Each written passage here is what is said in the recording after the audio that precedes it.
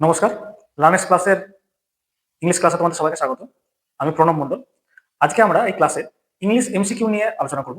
এখানে English MCQ এর উপর 25টি গুরুত্বপূর্ণ প্রশ্ন রয়েছে, যে প্রশ্নের মধ্যে শুধুমাত্র আমরা ইংলিশের কোয়েশ্চেন সলভিংটাই শিখবো তা নয়, আমরা তার সঙ্গে সঙ্গে কিছু গুরুত্বপূর্ণ ইম্পর্টেন্ট ট্রিক্সও শিখবো এবং খুব শর্টকাট মেথডে কিভাবে ভয়েস চেঞ্জ করা যায় সেটাও কিন্তু আমরা শিখবো। তো বেশি দেরি না করে চলো ক্লাসটা শুরু করি।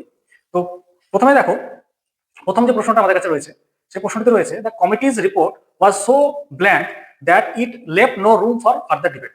অর্থাৎ কমিটির যে রিপোর্টটা ছিল সেই রিপোর্টটা এতটাই যুক্তিপূর্ণ ছিল যে সেখানে আর কোনো ফার্দার ডিবেটের জায়গা ছিল না। তো অপশন চারটি দেখো, অপশন চারটি রয়েছে হচ্ছে অ্যাম্বিগুয়াস, ইকুইভোকাল, কোগেন্ট আর হচ্ছে টেনিয়াস। তাহলে এই চারটে অপশনের মধ্যে সঠিক আনসারটি হচ্ছে কোগেন্ট। অর্থাৎ অর্থাৎ দেখো, আমাদের যে প্রশ্নটি রয়েছে সেখানে যে কমিটির যে রিপোর্টের ব্যাপারটা যেটা বলা হয়েছে সেটা ছিল খুবই যৌক্তিক বা স্পষ্ট। সেক্ষেত্রে কোগেন্টটা হচ্ছে অ্যাপ্রোপ্রিয়েট অপশন। কোগেন্ট মানে হচ্ছে যৌক্তিক। তো চলো আমরা পরের প্রশ্নটার দিকে চলে যাই। পরের প্রশ্নটি দেখে নাও। Despite his dash lifestyle, the billionaire was known for his extreme frugality in private. ফ্রুগালিটি তোমাদের কাছে খুব কমন একটা শব্দ। ফ্রুগালিটি কথার অর্থ হচ্ছে মিতব্যয়িতা, অর্থাৎ যারা কম ব্যয় করে। তাহলে এই বাক্যটির মানে কি হচ্ছে? বাক্যটির মানে হচ্ছে, যদিও এই বিলিয়নারের জীবনযাপনটা খুব জাঁকজমকপূর্ণ ছিল, তবুও তার প্রাইভেট লাইফে অর্থাৎ তার আভ্যন্তরীণ জীবনে সে কিন্তু খুব মিতব্যয়ী ছিল। এখানে অপশনগুলো দেখে নাও। অপশনগুলো রয়েছে অবস্টেন্টিশিয়াস, পেমিনিয়াস, অ্যাবস্টেন্টিমিয়াস আর হচ্ছে স্পার্টান। এখানে অপশনটা উত্তরটা হবে হচ্ছে আমাদের অবস্টেন্টিয়াস, অর্থাৎ জাঁকজমকপূর্ণ।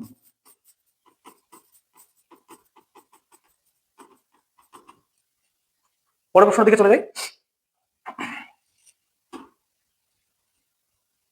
পরের প্রশ্ন দেখো, the scientist theory was made with dash by his peers who demanded more empirical data. অর্থাৎ যে সায়েন্টিস্ট যে থিওরিটা দিয়েছে সেই থিওরিটা কিন্তু তার পিয়ার্সদের কাছে, অর্থাৎ তার যে সহকর্মীরা রয়েছে তার সহকর্মীদের কাছে কিন্তু খুব সন্দেহপূর্ণ ছিল। তারা কি চাইছিল? যে ডিমান্ডেড মোর এম্পেরিক্যাল ডেটা, অর্থাৎ তারা চাইছিল হচ্ছে আরো ওর উপর ভিত্তি করে আরো অনেক বেশি যুক্তি। তো এখানে দেখো অপশনগুলো দেখো, অপশনগুলো রয়েছে হচ্ছে ক্রেডুলিটি, স্কেপটিসিজম, রেফারেন্স আর অ্যাকুইসেন্স। এইখানে সঠিক উত্তরটি হয়ে যাবে স্কেপটিসিজম। অর্থাৎ তার যে থিওরিটা ছিল সায়েন্টিস্টের, সেই সায়েন্টিস্টের থিওরিটা তার সহপাঠীদের কাছে বা তার সহকর্মীদের কাছে ছিল সন্দেহজনক। অর্থাৎ এখানে আনসারটা হয়ে যাবে স্কেপটিসিজম। চলো পরের প্রশ্ন দিকে এগিয়ে।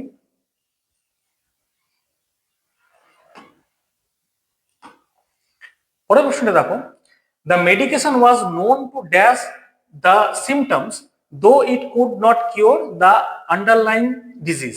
অর্থাৎ এই যে ওষুধপাতিটা আছে বা মেডিকেশনটা আছে সেটা কিন্তু যে সিমটম গুলো আছে, যে লক্ষণগুলো আছে সেগুলো কমাতে সাহায্য করে, কিন্তু এগুলো যে অভ্যন্তরীণ যে রোগ সেটাকে কিন্তু সারাতে পারে না। অপশনগুলো দেখে নাও, অ্যাগ্রিভেট, অ্যালিভিয়েট, এক্সারভেট আর ইনস্টিগেট। এখানে সঠিক উত্তরটি হয়ে যাবে অ্যালিভিয়েট। অর্থাৎ এই যে মেডিকেশনটা রয়েছে এই মেডিকেশনটা কিন্তু এই যে লক্ষণগুলো, যে রোগের যে লক্ষণগুলো সেগুলো কমাতে সাহায্য করে, কিন্তু এর সাথে সাথে কিন্তু সে অভ্যন্তরীণ যে রোগ সেটাকে কমায় না। ঠিক অ্যালিভিয়েটের মতো আরো একটা শব্দ আছে এলিভিয়েট, একই উচ্চারণের শব্দ, যেটা পরীক্ষায় প্রায়শই কিন্তু ছাত্ররা পরীক্ষায় গিয়ে কিন্তু ভুল করে আসে। এই এলিভেট কথার অর্থ কিন্তু হচ্ছে বৃদ্ধি করা বা উত্তোলন করা। এবং এই এলিভেট থেকে কিন্তু এলিভেটর শব্দটা এসেছে। মানে যে আমরা এলিভেটর গুলো আমরা বিভিন্ন ফ্ল্যাটে ইউজ করি বা যেগুলো আমাদের বিভিন্ন জায়গায় আমাদেরকে ওপরে তুলতে সাহায্য করে সেগুলোকে কিন্তু আমরা বলি এলিভেটর। আমাদের ফিল ইন দ্য ব্ল্যাঙ্ক সিরিজের শেষ প্রশ্নটা আমরা চলে এসেছি। শেষ প্রশ্নটি দেখে নাও, her dash response to the crisis showed a lack of empathy that shocked her supporters. অর্থাৎ তার এই যে ক্রাইসিসের মধ্যে তার যে রেসপন্স, সেই রেসপন্সটা, উদাসীন রেসপন্সটা তার সাপোর্টারদের মধ্যে কিন্তু একটা শক বা একটা আশ্চর্যের মতো একটা ভাবনা তৈরি করেছে। এখানে অপশনগুলো দেখে নাও। অপশন হচ্ছে ক্যালাস, অলচুরিস্টিক, ম্যাগনানিমাস আর বেনিগন্যান্ট। তো এইখানে যে উদাসীন রেসপন্সটা সে দিয়েছে সেক্ষেত্রে আনসারটা হয়ে যাবে অপশন এ, অর্থাৎ হচ্ছে ক্যালাস। এবং এই ক্যালাস যে উদাসীন যে মানে হয়, এবং এর আরো একটা সিনোনিমাস শব্দ হলো ইনডিফারেন্ট, যেটা খুবই বেশি আসে পরীক্ষায়। এই শব্দটার ব্যবহার কিন্তু তোমরা পরীক্ষায় খুবই বেশি ভাবে দেখতে হবে, যে ক্যালাস হচ্ছে ইনডিফারেন্টের একটা সিনোনিম, এবং এই ইনডিফারেন্ট শব্দটা পরীক্ষায় খুবই বেশি ভাবে আসে। তো চলো আমরা পরের প্রশ্নের দিকে চলে যাই। পরের প্রশ্নটা কিন্তু ফিল ইন দ্য ব্ল্যাঙ্কস নেই। পরের প্রশ্নটা আছে কিন্তু আমাদের ওয়ান ওয়ার্ড সাবস্টিটিউশন থেকে। এখানে একটা দেখো খুব কমন একটা ওয়ান ওয়ার্ড সাবস্টিটিউশন আছে, যেটা প্রায় পরীক্ষাতেই আসে এবং ম্যাক্সিমাম পরীক্ষায় কিন্তু ছাত্রছাত্রীরা এই জিনিসগুলো ভুল করে আসে। তো প্রশ্নটা দেখে নি। A person who is indifferent to pleasure and pain. দেখো এর আগে যে প্রশ্নটা ছিল সে প্রশ্নটাই কিন্তু আমরা আলোচনা করলাম হচ্ছে ইনডিফারেন্ট। ইনডিফারেন্ট মানে কিন্তু হচ্ছে উদাসীন। অর্থাৎ একজন ব্যক্তি যে প্লেজার এবং পেন অর্থাৎ আনন্দ এবং দুঃখ, আনন্দ এবং বেদনা দুটোতেই কিন্তু যে উদাসীন, তাকে কি বলা হয়? অপশনগুলো দেখে নাও। অপশন হচ্ছে স্টোইক, এপিকিওর, হেডনিস্ট আর স্যাডিস্ট। এক্ষেত্রে সঠিক উত্তর হয়ে যাবে হচ্ছে স্টোইক। তাহলে এর আগের যে ফিল ইন দ্য ব্ল্যাঙ্কস যে প্রশ্নটা ছিল এবং এই যে প্রশ্নটা আছে, এই প্রশ্ন দুটো থেকে কিন্তু আমরা তিনটে সিনোনিমাস শব্দ পেলাম। কি কি পেলাম? প্রথমে পেলাম হচ্ছে ক্যালাস, তারপরে পেলাম হচ্ছে ইনডিফারেন্ট, এবং 3 নম্বর কি পেলাম? 3 নম্বর হচ্ছে স্টোইক। বেশ, চলো পরের প্রশ্নের দিকে এগিয়ে যাই। দেখো যে প্রশ্নগুলো কিন্তু আমরা আলোচনা করছি, এই প্রশ্নগুলো কিন্তু আপকামিং যে পরীক্ষাগুলো আছে, যেমন হচ্ছে WBSSC, group C, group D এবং পুলিশের যে পরীক্ষাগুলো আছে, সেই পরীক্ষাগুলোর জন্য কিন্তু খুবই গুরুত্বপূর্ণ। এবং এই প্রত্যেকটা প্রশ্ন কিন্তু সম্ভাব্য প্রশ্ন প্রত্যেকটা পরীক্ষার জন্য। সেই ক্ষেত্রে তোমরা কিন্তু প্রশ্নগুলো খুব গুরুত্ব সহকারে শুনবে এবং দরকার হলে খাতায় নোট করে রাখবে এবং ভিডিওটাকে শেষ পর্যন্ত দেখবে, কারণ শেষের দিকে কিন্তু আমরা কিছু ভয়েস চেঞ্জ করার সময় যে শর্টকাট ট্রিক গুলো আমরা ইউজ করি পরীক্ষার ক্ষেত্রে, সেগুলো কিন্তু শেষের দিকে গিয়ে আমি বলবো। তো চলো আমরা পরের প্রশ্নের দিকে এগিয়ে যাই। An official pardon for people who have been convicted of political offenses, অর্থাৎ একজন রাজনৈতিক দোষীর যে সরকারি যে ক্ষমা দেওয়া হয় তাকে কি বলে? অর্থাৎ একজন লোক যে কোনো পলিটিক্যাল অফেন্স করে ফেলেছে, অর্থাৎ কোনো রাজনৈতিক ত্রুটি বা দোষ করে ফেলেছে, তাকে যে সরকারি ভাবে যে ক্ষমাটা দেওয়া হয় তাকে কি বলা হয়? সেটাকে কি বলা হয়? অপশনগুলো দেখে নাও। অপশনগুলো রয়েছে অ্যামনেস্টি, অ্যালিমনি, অ্যাবসলিউশন আর হচ্ছে আমস্টিস। এখানে সঠিক উত্তরটি হবে হচ্ছে অ্যামনেস্টি। অ্যামনেস্টি কথার অর্থ হচ্ছে রাজকীয় ক্ষমা বা সরকারি ক্ষমা বা সরকার প্রদত্ত ক্ষমা। এখানে আরো একটা খুব কমন শব্দ রয়েছে, সেটা হচ্ছে অ্যালিমনি। আমরা অ্যালিমনি মানে জানি যেটা খোরপোশ, অর্থাৎ বিবাহ বিচ্ছেদের পরে মেয়েদের সাস্টেনেবিলিটির জন্য যে টাকাটা তার হাজবেন্ডের কাছ থেকে দেওয়া হয় সেটাকে বলা হয় অ্যালিমনি। তো চলো আমরা পরের প্রশ্নের দিকে চলে যাই। পরের প্রশ্নটি দেখো। পরের প্রশ্নটি শুরু করার আগে তোমাদেরকে বলি, সেটা হচ্ছে এই যে কালেকশন টাইপের যে ওয়ান ওয়ার্ড সাবস্টিটিউশন গুলো আছে, এই কালেকশন টাইপের সাবস্টিটিউশন ওয়ান ওয়ার্ড সাবস্টিটিউশন গুলো কিন্তু পরীক্ষার ক্ষেত্রে খুব গুরুত্বপূর্ণ। যেমন এইটাই দিয়েছে দেখো, কালেকশন অফ কয়েন্স, মানে কালেকশন এন্ড স্টাডি অফ কয়েন্সটাকে কি বলা হয়? মানে যে ব্যক্তি কয়েন বা মুদ্রা কি করে, সেটাকে সংগ্রহ করে এবং সেটা নিয়ে পরীক্ষা নিরীক্ষা করে বা সেটা নিয়ে পড়াশোনা করে, তাকে কি বলে? তাকে বলা হয় নুমিসমেটিস্ট। এখানে আরো একটা অপশন আছে দেখো, ফিলাটেলিস্ট। ফিলাটেলিস্ট কি করে? ফিলাটেলিস্ট করে হচ্ছে স্ট্যাম্প কালেক্ট করে। মানে এমন একজন ব্যক্তি যে স্ট্যাম্প বা ডাক টিকিট সংগ্রহ করে বা সেটা নিয়ে গবেষণা করে, তাকে বলা হচ্ছে ফিলাটেলিস্ট। এবং যে কয়েন বা মুদ্রা নিয়ে গবেষণা করে বা পড়াশোনা করে বা সেটাকে সংগ্রহ করে, তাকে বলা হয় নুমিসমেটিস্ট।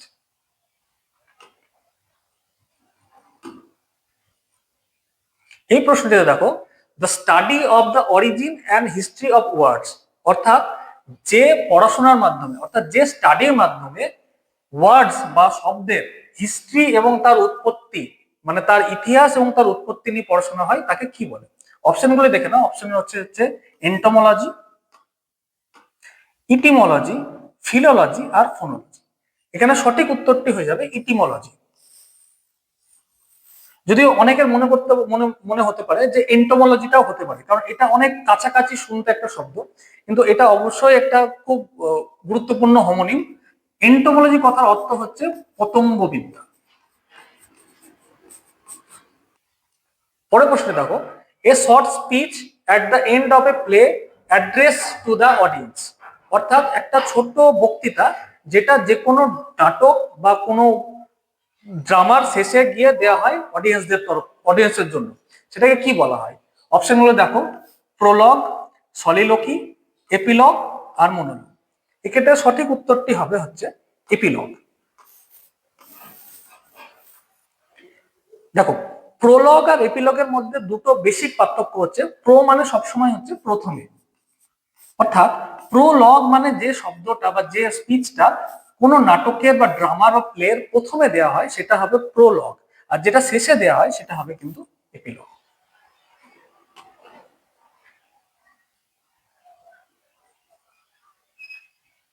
এবার আমরা একটা খুব গুরুত্বপূর্ণ সেকশনের দিকে চলে এসেছি, এটা হচ্ছে আমাদের এরর কারেকশন, এবং যেটা নিয়ে ছাত্রদের মধ্যে ম্যাক্সিমাম ভয় থাকে, এবং ইংরেজিতে এরর কারেকশন নিয়ে তারা ম্যাক্সিমাম পরীক্ষায় কিন্তু প্রশ্নগুলো ভুল করে আসে। তো আমরা প্রথম প্রশ্নটা দেখে নেব। প্রথম প্রশ্নটা দেখো, not only did he lost his wallet but he also misplaced his kiss. অর্থাৎ সে শুধুমাত্র তার ওয়ালেটটা বা মানি ব্যাগটাই হারায়নি, সে অলসো সে তার সাথে সাথে তার চাবিগুলো হারিয়েছে। এখানে দেখো, ভুলগুলো আমাদেরকে খুঁজতে হবে অপশনগুলোর মধ্যে, অর্থাৎ এ বি সি ডি এই চারটা অপশনের মধ্যে আমাদেরকে ভুল খুঁজে বের করতে হবে। তো এখানে সঠিক উত্তরটি হবে অপশন ডি। আমাদের ভুলটি রয়েছে এখানে, আমাদের সঠিক উত্তর হবে অপশন ডি। কেন ভুল রয়েছে?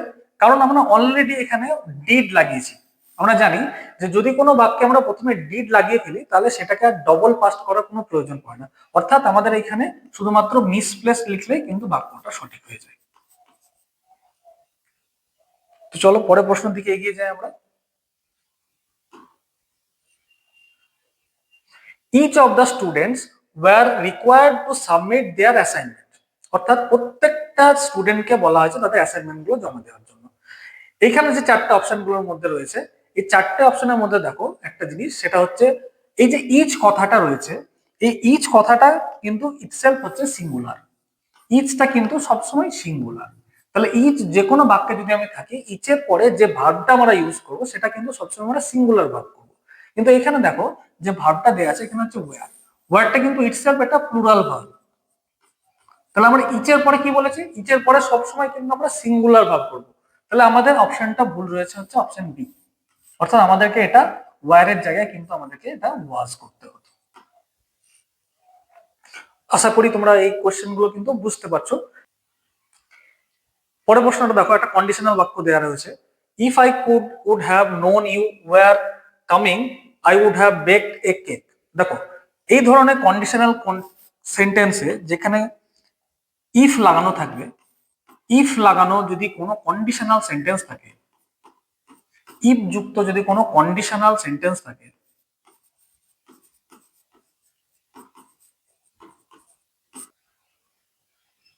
দেখো কোনো পরীক্ষায় যদি এরকম ইফ দিয়ে কোনো কন্ডিশনাল সেন্টেন্স থেকে থাকে তাহলে কি করতে হবে, তাহলে আমরা দুই জায়গায় কিন্তু উড হ্যাভ আমরা ইউজ করব না। আমরা সাধারণত ইফের সঙ্গে লাগানো যে পোর্শনটা থাকবে সেখানেই আমরা উড হ্যাভ ইউজ করব, অন্যটাই কিন্তু আমরা আরেকটা সেন্টেন্সে কিন্তু আমরা আরেকটা ক্লজে আমরা কিন্তু করব না। তাহলে এখানে সঠিক উত্তরটা হয়ে যায় অপশন সি, কারণ এখানে দুই জায়গায় দেখো আমরা উড হ্যাভ লাগিয়েছি। তাহলে ইফ জাতীয় যে কন্ডিশনাল সেন্টেন্স গুলো থাকবে সেটাতে কিন্তু কেবলমাত্র একবারই আমরা উড হ্যাভ ইউজ করতে পারবো।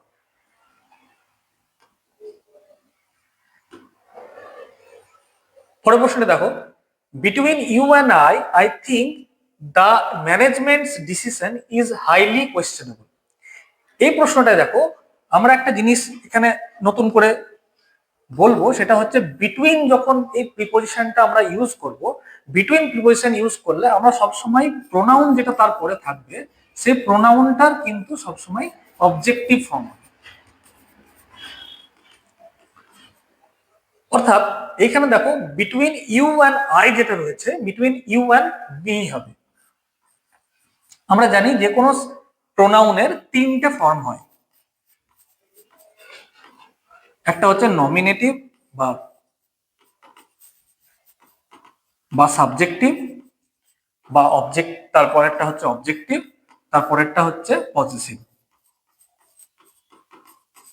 যেমন ধরো যদি আইটাকে নিয়ে আমরা, তাহলে আই হচ্ছে সাবজেক্টিভ ফর্ম, মি হচ্ছে অবজেক্টিভ ফর্ম, এবং পজিটিভ ফর্ম হচ্ছে মাই বা মাই।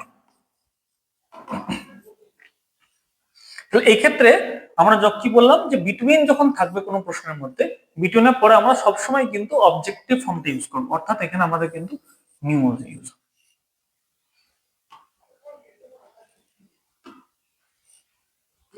তো দেখো এরর কারেকশনে আমরা শেষ প্রশ্নের দিকে চলে এসেছি। প্রশ্নটি দেখে নাও, the number of accidents on this highway are increasing every year. অর্থাৎ হাইওয়ের উপরে যে অ্যাক্সিডেন্ট গুলো চলছে সেগুলো কিন্তু প্রতি বছর বৃদ্ধি পাচ্ছে। এই প্রশ্নটিতে দেখো, এই প্রশ্নটিতে একটা ফ্রেজ রয়েছে, ফ্রেজটি হচ্ছে দ্য নাম্বার অফ। তোমাদের বলে রাখি, এই নাম্বার অফ ফ্রেজটা যখন থাকবে, এই নাম্বার অফ ফ্রেজটার সঙ্গে সঙ্গে কিন্তু আমরা যে ভার্বটা ইউজ করবো সেটা সবসময় সিঙ্গুলার হবে। অর্থাৎ এখানে দেখো, the number of accident of this on this highway are লিখেছে, তাহলে এইটা কিন্তু ভার্বটা কিন্তু এরা প্লুরাল করেছে।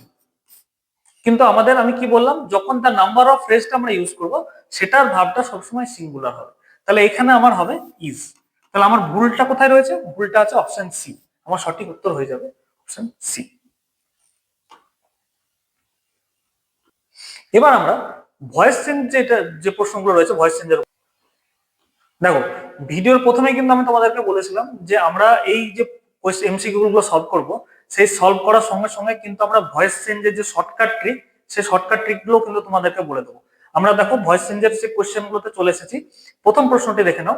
প্রথম প্রশ্ন রয়েছে, the government is building a hospital in the village. এইখানে আমরা যে শর্টকাট ট্রিকটা ইউজ করব সেটা হচ্ছে ভার্ব আইডেন্টিফিকেশন। প্রথমে দেখো, এই যে বাক্যটি রয়েছে এখানে যে ভার্ব পোরশনটা রয়েছে, প্রথমে এই ভার্বটার টেন্সটাকে আমাদেরকে আইডেন্টিফাই করতে হবে। তোমরা যদি ভালো করে দেখো তাহলে বুঝতে পারবে এই ভার্বটা কিন্তু প্রেজেন্ট কন্টিনিউয়াস টেন্সে আছে এবং গোটা সেন্টেন্সটা কিন্তু আমাদের রয়েছে হচ্ছে অ্যাক্টিভ ভয়েসে। এবার আমরা যখন অ্যাক্টিভ ভয়েসকে প্যাসিভ ভয়েসে করি তখন আমাদের প্রেজেন্ট কন্টিনিউয়াস টেন্সের যে ভার্বটা তার চেঞ্জ রূপটা কিরকম হয়? সেখানে হয় ইজ বা আর, সাবজেক্ট অনুযায়ী, তারপর একটা বিইং বসে এবং তারপরে ভার্বের যেটা পাস্ট পার্টিসিপল ফর্ম অর্থাৎ থার্ড ফর্ম যেটা বলি V3 ফর্ম সেটা বসে। তাহলে এবার আমার যে ইজ বিল্ডিং যে ভার্বটা রয়েছে সেটাকে যদি আমি ভয়েস চেঞ্জ করি তাহলে কি দাঁড়াবে?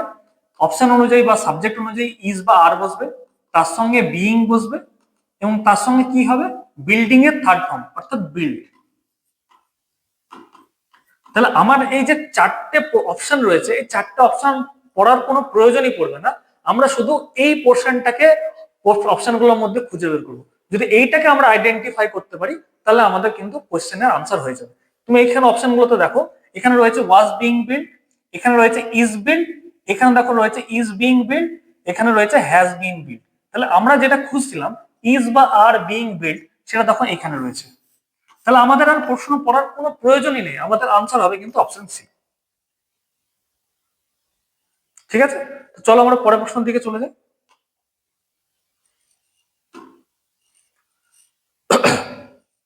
পরের প্রশ্নটা ঠিক একইভাবে সলভ করবো। দেখো, they have already finish the work. এই প্রশ্নটির মধ্যে আমরা কি করব? আমি প্রথমে বলেছিলাম যে আমাদেরকে যেটা করতে হবে সেটা হচ্ছে আইডেন্টিফিকেশন অফ ভার্ব। প্রথমে ভার্বটাকে খুঁজে বের করতে হবে। এখানে দেখো ভার্ব রয়েছে হ্যাভ অলরেডি ফিনিশড বা হ্যাভ হ্যাভ ফিনিশড। তাহলে হ্যাভ ফিনিশড কোন ধরনের টেন্স? এটা পরে হচ্ছে প্রেজেন্ট পারফেক্ট টেন্স। এবং লক্ষ্য করলে দেখতে হবে গোটা যে বাক্যটা, সেই গোটা বাক্যটা রয়েছে আমাদের অ্যাক্টিভ ভয়েসে। ঠিক একইভাবে আমরা সলভ করব। অ্যাক্টিভ ভয়েসে থাকলে সেটাকে প্যাসিভ ভয়েসে প্রেজেন্ট পারফেক্টটা কি হবে? দেখো, তাহলে এটা প্রেজেন্ট পারফেক্টটা যখন আমরা ভয়েস চেঞ্জের ফর্মে নিয়ে আসবো, প্যাসিভ ভয়েসে নিয়ে আসবো, তখন এটা হবে হ্যাজ বা হ্যাভ সাবজেক্ট অনুযায়ী, তারপরে আমরা একটা বিন লাগাবো এবং তার সঙ্গে V3 বা ভার্বের থার্ড ফর্মটা লাগাবো। ঠিক একইভাবে যদি এই যে হ্যাভ ফিনিশড এটাকে যদি আমরা প্যাসিভে করি তাহলে কি হবে? এটা হবে হ্যাজ বা হ্যাভ সাবজেক্ট অনুযায়ী, তার সঙ্গে বিন হবে এবং আমরা জানি ফিনিশড এর থার্ড ফর্ম হচ্ছে ফিনিশড, অর্থাৎ সেমই থাকবে, এটা এটা হবে ফিনিশড। এবার আমাদের কাজ কি হবে? এবার আমাদের কাজ হবে এই ফর্মটা এই চারটে অপশনের মধ্যে খুঁজে বের করা। দেখে নাও, এখানে দেখো লেখা আছে হ্যাড অলরেডি বিন ফিনিশড, এখানে লেখা আছে হ্যাজ অলরেডি বিন ফিনিশড, এখানে লেখা আছে ইজ অলরেডি বিন ফিনিশড এবং এখানে লেখা আছে ওয়াজ অলরেডি বিন ফিনিশড। তাহলে আমার অপশনের মধ্যে কোনটা পড়ছে? অপশনের মধ্যে পড়ছে হচ্ছে এইটা। তাহলে আমাদের সঠিক আনসার হয়ে যাবে অপশন বি। চলো পরের প্রশ্নের দিকে এগিয়ে যাই।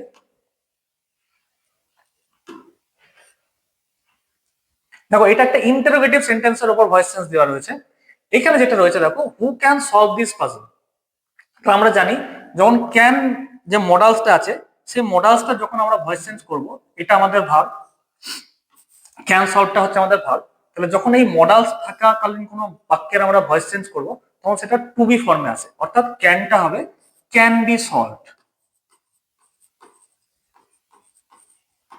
এবং যেহেতু আমাদের এখানে একটা ইন্টারোগেটিভ মার্ক আছে বা ইন্টারোগেটিভ প্রোনাউন রয়েছে, তাহলে সেটাকে যখন আমরা প্যাসিভ ভয়েসে নিয়ে যাই সেটা কি হয়, বাই হুম। তাহলে আমাদেরকে কি করে সলভ করতে হবে, সেটা হচ্ছে আমি অপশনের মধ্যে দেখবো যে কোথায় বাই হুম রয়েছে এবং কোথায় ক্যান বি সলভ রয়েছে, এই দুটোই যে অপশনে ম্যাচ করে যাবে সেটাই আমার সঠিক আনসার। এবং এখানে দেখো অপশনগুলো যদি তুমি লক্ষ্য করো ভালো করে, তাহলে দেখো প্রথম অপশনটাতেই রয়েছে আমার বাই হুম, বাদ বাকি কিন্তু এখানে একটা বাই হুম রয়েছে, কিন্তু এখানে ক্যানটা যেটা রয়েছে, ক্যানটা কিন্তু পরের দিকে রয়েছে। আমরা জানি ইন্টারোগেটিভ সেন্টেন্সের ক্ষেত্রে সব সময় যে ক্যান বা মোডালস গুলো কিন্তু সব সময় প্রথম দিকে বসে, বা যে প্রোনাউনটা আমরা ইউজ করছি সেই প্রোনাউনের পাশে বসে। তাহলে আমাদের সঠিক উত্তর হয়ে যাবে হচ্ছে অপশন এ। এই প্রশ্নটা দেখো, এটা একটা ইম্পারেটিভ সেন্টেন্স। কি বলেছে, ওপেন দ্য উইন্ডো, অর্থাৎ দরজাটি খুলো। এই ধরনের যে সেন্টেন্স গুলো আছে, এই সেন্টেন্স গুলোকে আমরা অনেকভাবে কিন্তু ভয়েস চেঞ্জ করতে পারি। কিন্তু ব্যাপারটা যেটা হলো, এখানে যে চারটে অপশন দেওয়া রয়েছে এখানে, সেই চারটে অপশনের মধ্যে দেখো প্রথমটা রয়েছে you are requested to open the window, অর্থাৎ তোমাকে উইন্ডোটা ওপেন করতে বা খুলতে রিকোয়েস্ট করা হচ্ছে। পরের অপশনটা রয়েছে let the window be open, তারপরটা কি রয়েছে, the window should be open by you, অর্থাৎ এটা যে ফর্মটা রয়েছে, তুমি যদি অপশন সিটা দেখো, এটা শুড বি ওপেনড আছে, কিন্তু এখানে শুড বি ওপেনটা কিন্তু এটার ভয়েস চেঞ্জের কোনো ফর্ম না, অর্থাৎ এটার কোনো ফর্মে আসছে না। নেক্সট লাস্ট যেটা আছে দেখো, লেট দ্য উইন্ডো ওপেন, এটাও কিন্তু কোনো ভয়েস চেঞ্জের ফর্মে আসছে না। তোমার ফর্মে আসছে কোনটা, ফর্মে আসছে প্রথম আর দ্বিতীয়টা। কেন, এখানে দেখো ভার্ব রয়েছে এবং ভার্বের থার্ড ফর্ম রয়েছে, অর্থাৎ যখন ভার্ব আর তার সঙ্গে থার্ড ফর্ম রয়েছে, যেহেতু এটা প্রেজেন্ট ইনডেফিনিট টেন্সে আছে, তাহলে ভার্ব আর তার থার্ড ফর্ম থাকলে সেটা কিন্তু আমরা ভয়েস চেঞ্জের একটা ফর্ম হিসাবে ধরে নেব। কিন্তু যেহেতু প্রথম আর সেকেন্ডের মধ্যে দুটোতেই আছে, এবং আমার এই ইম্পারেটিভ সেন্টেন্সটাই কিন্তু কোথাও বলা নাই যে এটা রিকোয়েস্ট করা হচ্ছে না এটা অর্ডার করা হচ্ছে, সেহেতু আমার অপশন বিটা কিন্তু হবে আমার সেফ অপশন।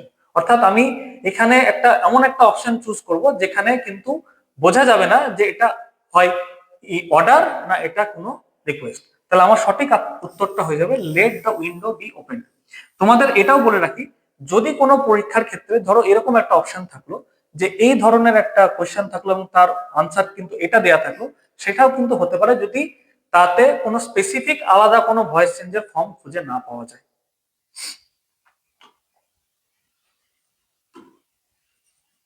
দেখো ভয়েস চেঞ্জের আমরা শেষ প্রশ্নটি থেকে চলে এসেছি, এবং যে শেষ প্রশ্নটা আমরা নিয়ে এসেছি সেই শেষ প্রশ্নটা দেখো কিন্তু প্যাসিভ ভয়েসে আছে।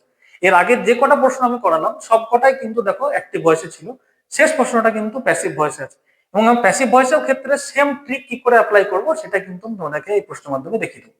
তো দেখো, the fire was extinguished by the fire fighters, মানে বুঝতেই পারছো এখানে দেখো বাই রয়েছে, এখানে একটা বাই রয়েছে এবং ওয়াজ এক্সটিংগুইশড রয়েছে, তাহলে এটা খুব সহজে আমরা চিনতে পারছি কি এটা একটা প্যাসিভ ভয়েসে রয়েছে। এবং কি ফর্মে রয়েছে, এটা হচ্ছে পাস্ট ইনডেফিনিট টেন্স একটা। তাহলে আমাদেরকে কি করতে হবে, ভয়েস চেঞ্জ করতে হবে, অর্থাৎ অ্যাক্টিভ প্যাসিভ ভয়েসটাকে অ্যাক্টিভ ভয়েসে নিয়ে যেতে হবে। তাহলে যখন আমরা এই ধরনের ফর্মকে যখন আমরা অ্যাক্টিভ ভয়েসে নিয়ে যাই তখন তার চেঞ্জ কি হয়, তার চেঞ্জ হয় সেটা হচ্ছে যেটা মেন ভার্ব তার পাস্ট ফর্ম বসে, অর্থাৎ ভার্বের যেটা সেকেন্ড ফর্ম অর্থাৎ পাস্ট ফর্ম সেটা কিন্তু ইউজ হয়। তাহলে আমার যে এক্সটিংগুইশ যে ভার্ব তার সেকেন্ড ফর্ম কোনটা, এক্সটিংগুইশড, কারণ এক্সটিংগুইশড দুটোই সেম ফর্ম, মানে সেকেন্ড আর থার্ড ফর্মটা সমান। তাহলে আমার যে প্যাসিভ ভয়েসটা থেকে যখন আমি অ্যাক্টিভ ভয়েস করব তখন আমরা যখন সেকেন্ড ফর্মটা ইউজ করবো সেটা সেম থাকবে, অর্থাৎ এক্সটিংগুইশডই থাকবে। তাহলে আমি এই চারটা অপশনের মধ্যে দেখে নেব কোন অপশনটার মধ্যে শুধুমাত্র একটাই সিঙ্গুলার ভার্ব আছে এক্সটিংগুইশ। দেখো এখানে রয়েছে হচ্ছে এক্সটিংগুইশ, এখানে রয়েছে হ্যাড এক্সটিংগুইশড, এখানে রয়েছে এক্সটিংগুইশড, এখানে রয়েছে ওয়্যার এক্সটিংগুইশিং। তাহলে দেখো অপশনগুলোর মধ্যে কিন্তু শুধুমাত্র অপশন সি এর মধ্যেই শুধু এক্সটিংগুইশড রয়েছে, তাহলে আমার সঠিক আনসার হয়ে যাবে অপশন সি। অর্থাৎ তোমরা বুঝতে পারলে যে এই যে পাঁচটা আমরা ভয়েস চেঞ্জের প্রশ্ন সলভ করলাম তাতে তোমরা দেখতে পারলে যে আমরা অপশন পড়ার কোনো আমাদের প্রয়োজনই পড়বে না, আমরা উইদাউট অপশন পড়ে আমরা শুধুমাত্র কোশ্চেনটাকে দেখে নিয়ে আমরা কিন্তু খুব সহজে এবং খুব স্পিডে ভয়েস চেঞ্জের কোশ্চেন গুলো কিন্তু আমরা আনসার করতে পারবো। নেক্সট যে প্রশ্নটা রয়েছে দেখো, এই প্রশ্নটা কিন্তু আমি সলভ করছি না। এই প্রশ্নটা একটা সিনোনিমের উপর একটা প্রশ্ন, অর্থাৎ ভেরিনেশন যে শব্দটা রয়েছে তার যে সিনোনিম হবে সেই এই চারটে অপশনের মধ্যে থেকে তোমাদের খুঁজে বের করতে হবে। এই আনসারটা তোমরা কিন্তু কমেন্ট বক্সে কমেন্ট করে জানাবে। আমাদের ভিডিওটা এখানেই শেষ হচ্ছে। তো ভিডিওটা তোমাদের যদি ভালো লেগে থাকে তাহলে ভিডিওটা অবশ্যই লাইক করবে এবং চ্যানেলটিকে সাবস্ক্রাইব করে রাখবে।